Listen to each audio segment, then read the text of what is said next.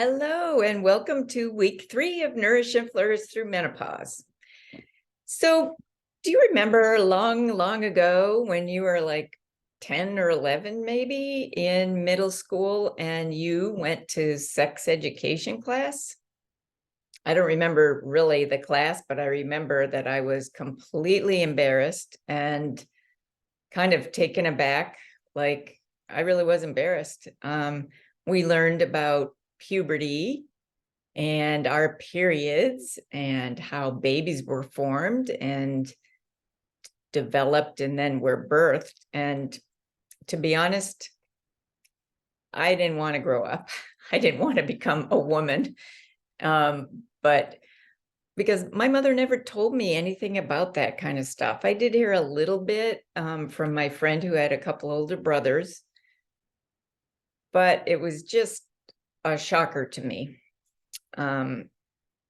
Anyway, I lived through it. I became a teenager and lived through those awkward, trying times of teenagehood, and then became a young adult.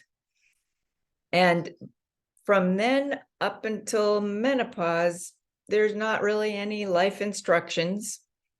You just learn through experience and from advice from others, whether it's solicited or not. You know, how to make sure he's or she's the one, or are you sure you're ready to have a family right now? How are you going to raise kids? Do you know what you're doing? Suggestions for how to have the great wedding, or suggestions how to handle your finances, or it's time to buy a house, or whatever. There's all kinds of suggestions out there. As far as menopause goes, there's not a whole lot to prep us. And that's one of the reasons I'm here with this program, is to help you get through this transformation part of your life with a little more ease.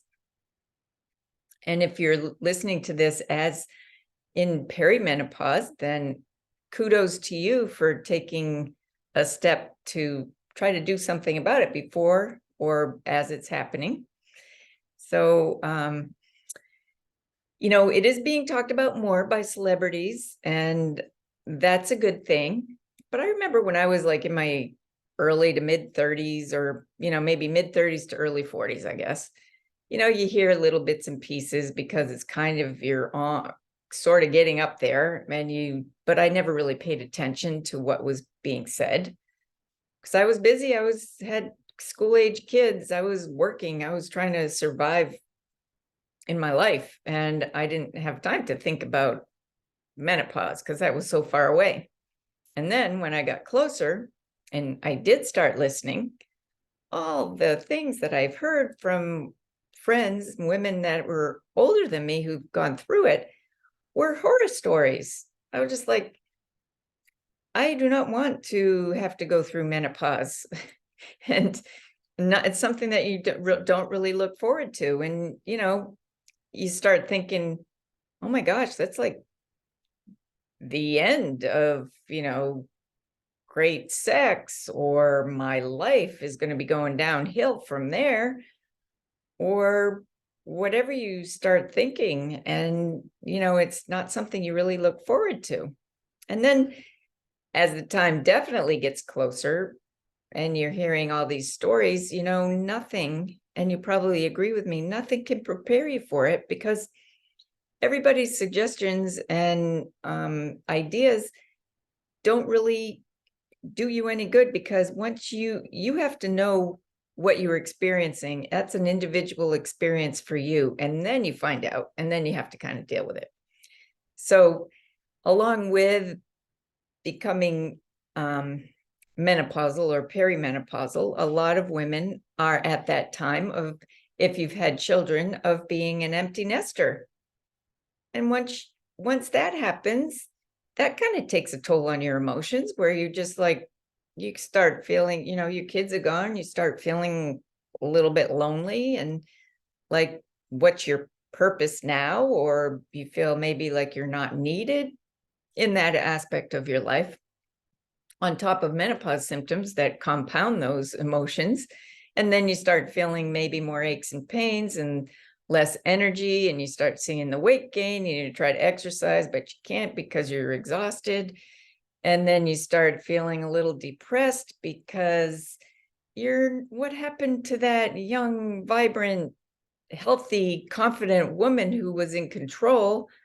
And now you can't even find your car keys. So with all that can come some grief towards this transformation in this time of your life. I've spoken with several women who have mentioned how that is happening. So I thought that this would be a great time to discuss, grief, regret, maybe letting go of parts of your past that are no longer serving you. And then how can you help that? I want to discuss forgiveness, because the forgiveness process will be very helpful to help you through this transitional, stressful time. So we are going to get to that in our next video. So I'll see you soon.